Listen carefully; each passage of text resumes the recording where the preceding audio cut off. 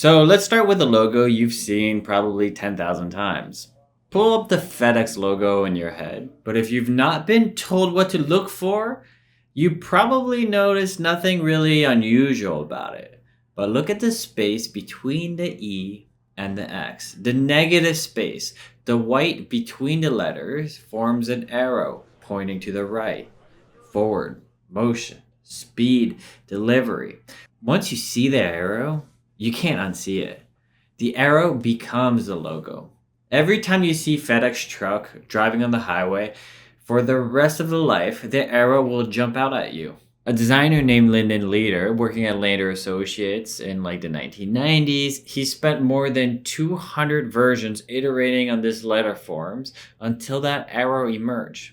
So it wasn't lucky, it was engineered. It was designed with precision. The story was there, but it was done intentional. And that's what I want to talk about today. Most founders think that their logo is just a series of choices of visuals, right? You have the logo, the typeface, the colors, and they miss the larger picture. They miss a strategic question, which is how do you want to be remembered? What's going to make you stand out? And what's the story that's going to be told? So this is episode 6, the visual system and the sensory system around it, what makes your company recognized from 1,000 feet away. I'm John Luke. Welcome to Position to Win. There are two types of brands, the ones that accept their positioning in the market and the ones that challenge it. This show is for the challengers and for the founders and CMOs who are responsible for making that happen. So there's a brand identity test, and it's called the SMASH test. Martin Lindstrom called it the smashable brand in his book Brand Sense. So you take your logo off, you take your name off, you smash the bottle until the label is basically, you can't see it. And if there's anything left, can a person still recognize it as you? And so Coca-Cola passed the test. The bottle shape alone gives it away. And obviously the color. Apple passes the test. Cinnabon passes the test, and I will shortly tell you why and how. And most companies fail this test completely. You pull the logo off and you pull the name off, and there's nothing underneath. There's no color they own, there's no sound, there's no feeling. There's just a word mark, and that's doing all the work alone. A logo gets too much credit for an identity. It's really just a name tag. And that's the misconception that's clear at first. Brand identity is not your logo. Your logo is one piece of your brand identity. And it's probably the most referenced piece, but it's not the most used piece. So it gets a little bit too much credit for really the full brand identity in its own. Most of the time your customer meets your brand, they are not actually looking at your logo. They are looking at the colors of your packaging. They are looking at the shape of the typography. They are listening to the messaging, the scale of your website, and the cadence of the advertising or the white space or the photos, the photography style that's inside, or at the context of which everything is living in. All of those things taken together become part of your identity. Paul Rand, one of the greatest designers of all time, the designer who gave us the IBM logo, the ABC logo, the UPS logo, and the Ford logo, the Ford script logo, said it best. A logo does not tell, it identifies. It's like a name tag. It is the mark that collects all the associates your brand has earned over time. But the logo alone does not do the selling. It's the whole system applied consistently, recognized in any context that builds brand equity. When Apple launches a new product, you can tell it's Apple from 50 yards away, even when the logo is not in sight. The minimalism, the photography, the general white space, obviously their brand product style, the modern sans serif, and the gray backgrounds or light off-white backgrounds. All of that is identity, and the logo is the member of the cast, but it's not the star. An identity system is more than a logo, and it is a handful of parts working together. So for Tiffany, one of the most iconic thing about their brand is the single colored blue. And for Coca-Cola, the bottle shape and the script. And for Apple, it tends to be the white space. Everything else in their system supports that one signature and the way the brand supports the main singer in the orchestra. So here's a thing that's often overlooked is an identity system is a decision to be one thing on purpose over and over and over again. And the power comes from that repetition. So you keep the color, the type, and the spacing across 1,000 different touch points, and the customer ends up remembering it. It becomes sharper over time, and it builds brand equity over time. You vary this too much, it becomes less memorable. A different look on a website and the deck and the packaging, each one of them is fine on its own, but together they cancel each other out. The customer does not end up holding the memory, it just blurs out the memory and they hold to nothing. So consistency is what turns a pile of parts into a picture that they can hold into memory. He's the guy that always wears that black shirt. Anyone can copy your visuals, but no one can copy your consistency. Now, most modern professionals love to talk about subliminal logos, but in the business community, people tend to skip over it. And these subliminal logos have a lot of marketing potential. It gives people something to talk about and it adds additional recognition over time. FedEx is the most famous logo. Once you start there, you'll start seeing them everywhere, right? We have Amazon. They have an arrow that goes from A to Z, signifying that everything is possible from A to Z. And it also forms a smiley face over time, which people identify that as customer experience and what that feels like. Then we have Toblerone. We have that mountain. And then inside that, there's the negative space that forms the bear. The bear has to do with the city of Bears, which is in Switzerland, which is where it originated from. It's the founding city. So it has a little bit more deeper history there, and you can always talk about that. And then there's also Basket Robin. If you look at the BR word mark, and you'll see a 31 there. And that talks about the 31 flavors. And then there's the Tour de France. And the Tour has the yellow sun behind it. And if you look at the O and the U and the R, it combines and creates a silhouette of a cyclist that's pedaling. So the cyclist is the brand. And you have the Pittsburgh Zoo. You have the silhouette of it is the tree in green. And then the negative space forms additional animals, right? We have a gorilla and a lioness, and they're facing each other. The animals are the zoo's residents and hidden inside the tree. Then you have Formula One. We have the F and the 1, which creates a negative space that forms into the arrow of speed. The logo itself is kind of like racing. And then there's another brand. We have Cisco. The Cisco mark, but it's actually a stylized representation of the Golden Gate Bridge because Cisco was founded in San Francisco. It has a signal strength that like visualizes the bars, and because it sells networking equipment, so it also has two meanings into those stylized lines, right? So that gives a brand deeper talking points and becomes more memorable for the people, especially if they're also in San Francisco. Like, hey, look, there's the Golden Gate Bridge. Okay, so then we have Hershey's Kiss. The kiss is the word mark. You look at the K and the I, there's a silhouette of a hidden kiss in it. And sitting between them is the negative space. Then we have Vio, right? This is Sony's computer line. The logo has a stylized V and an A that's forming an analog kind of wave, which is a parable in itself, that they are the bridge between analog and digital computing. Now, I could go on and I could list 30 more. We have Carrefour, LG, NBC, the Bronx Zoo, Milwaukee Brewers, the Guide of Food Writers. And once you know what you to look for, you realize that many of the logos that you've walked past your whole life are carrying secondary meaning that you've never noticed.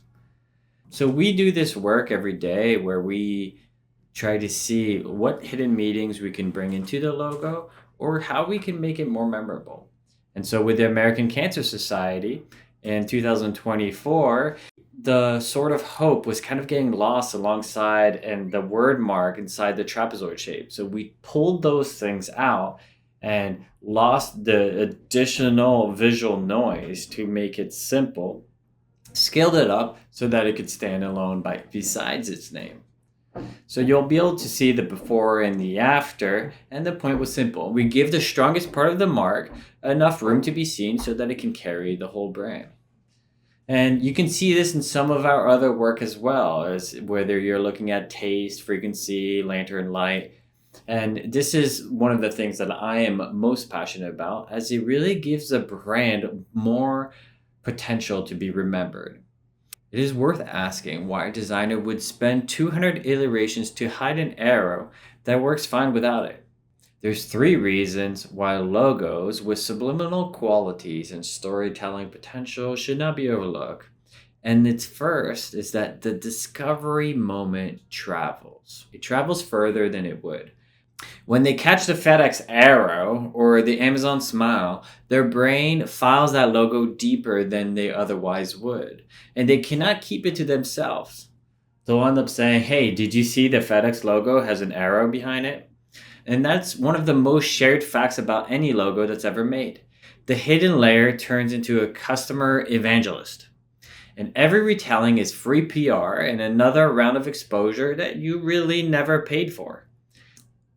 And secondly, this shows signal and craft, and it shows that it has a story to tell, right? When a brand spends so much effort putting subliminal qualities inside a logo, it shows the consumers that they care about all of the details, that they care about the things that are often overlooked.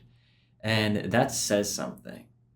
And so, of course, the last thing, this reinforces the meaning. The best subliminal details double down on what the brand already stands for. FedEx Arrow reinforces speed and delivery, and the Amazon Smile reinforces customer happiness.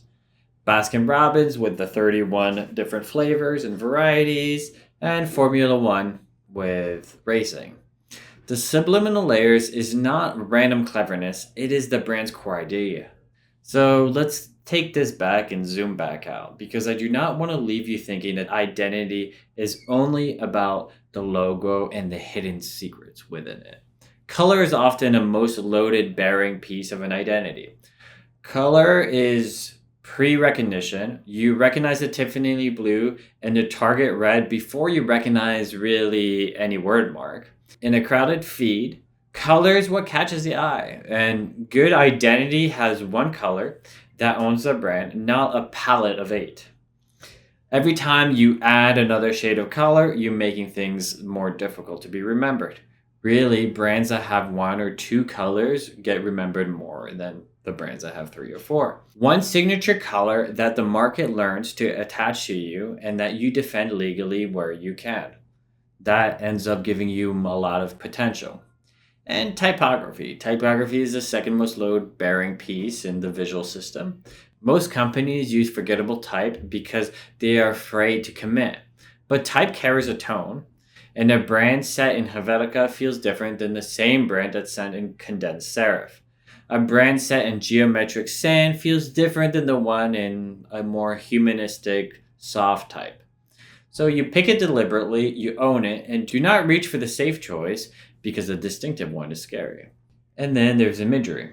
Imagery is the third, whether you commission photography, license it, or you have an illustrative style, right? Apple's photography style is recognizable. Patagonia's documentary style is its own brand. All of these work together, but apart, they kind of produce confusion. Now, everything I have described so far, you take and you see with your eyes. You have logos, colors, type, imagery, sight. It's all from your sight. You have 5 senses. And most brands fight for attention, use all 5 if the tools are available. So you start with sound. MasterCard spent 2 years building a sonic identity. Dozens of artists, around 2,000 melodies, narrowed down to 1, and there is a sound that your card taps or a reader and the melody under every ad. Within the first year, their own commission research, 77% of the customers said that the brand felt more trustworthy because of the sound. At checkout, the sound that it made added more signaling of trust and acceptance every time it played. So think about what that is, a brand that you can recognize with your eyes closed. Now, listen to this. Yup, that's the Intel 4 Note Bong. Now listen to this. Ta-dum. The Netflix ta-dum. Listen to this.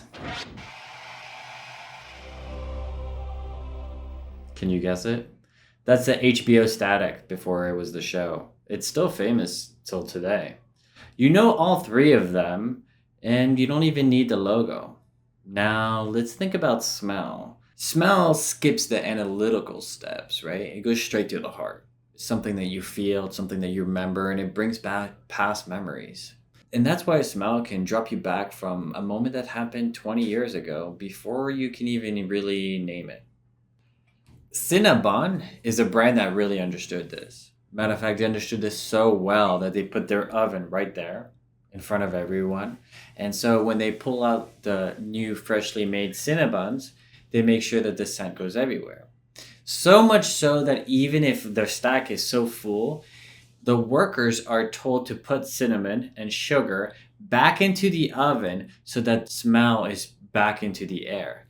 And you can find cinnamon packed everywhere, and you will always smell it from a distance, and you know the identity before you even see their logo or the words or the colors.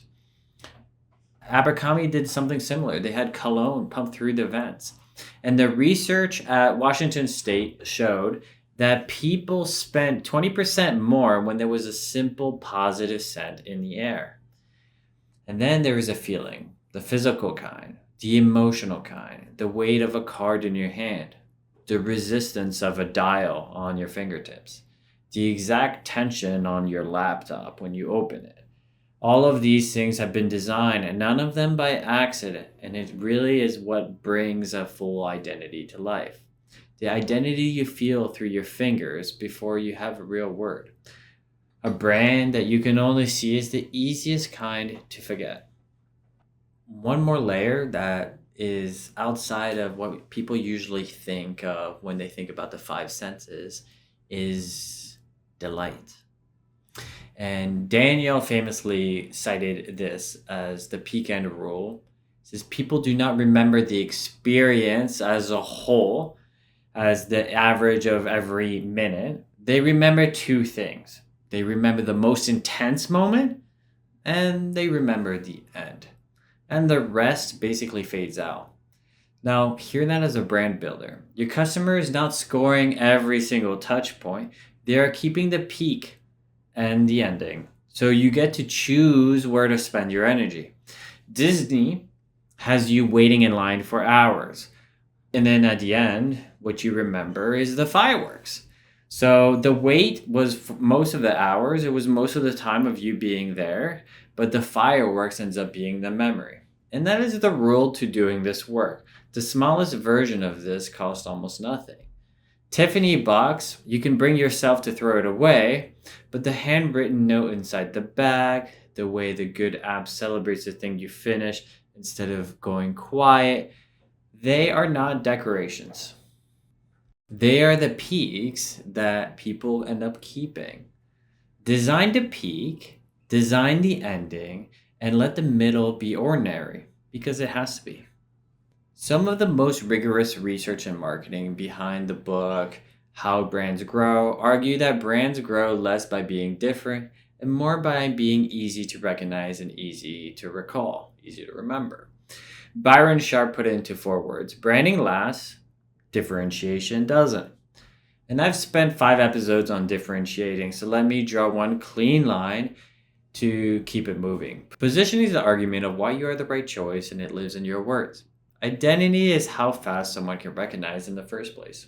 So you do need both. So one estimate that JKR put is that global marketing spend is nearly $4.7 trillion a year.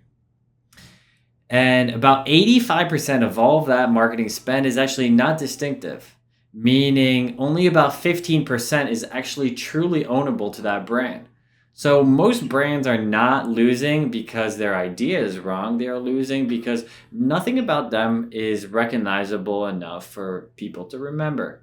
They blend in, they sound like everybody else, and then they pay to introduce themselves over and over and over again as if nothing is remembered.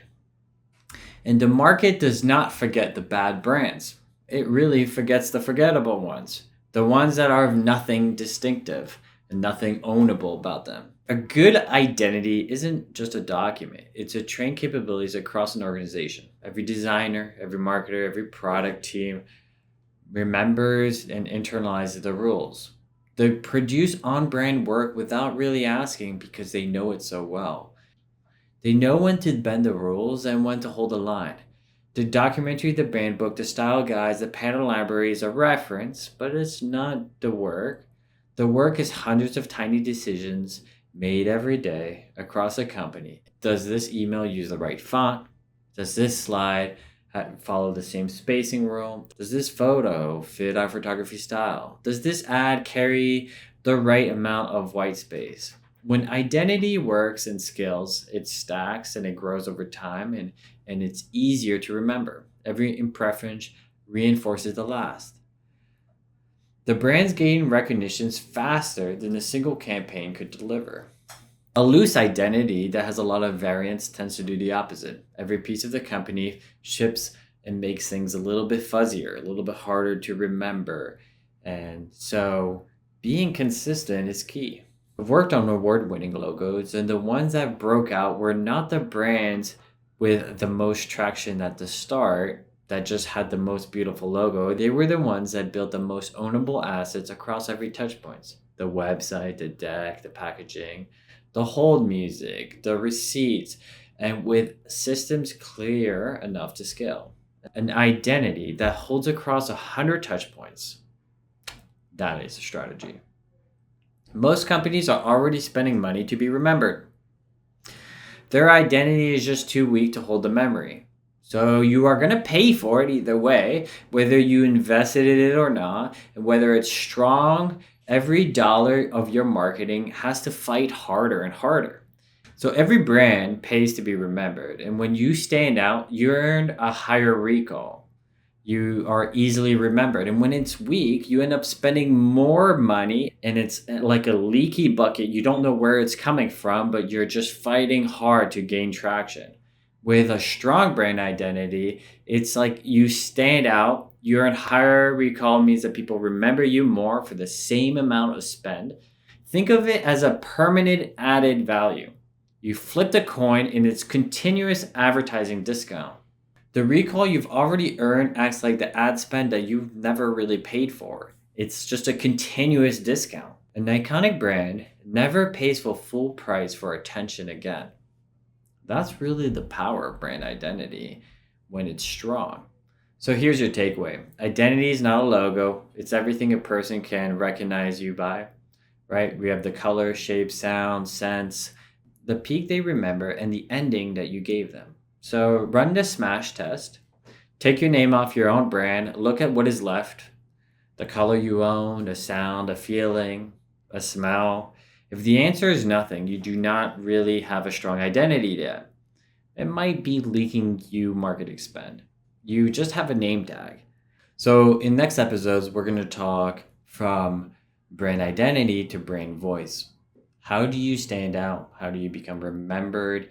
And what that looks like, and how are you going to withstand different campaigns and through different kind of content churn, etc., etc. So we'll walk you through the process of that. So thanks for listening, and we'll talk soon.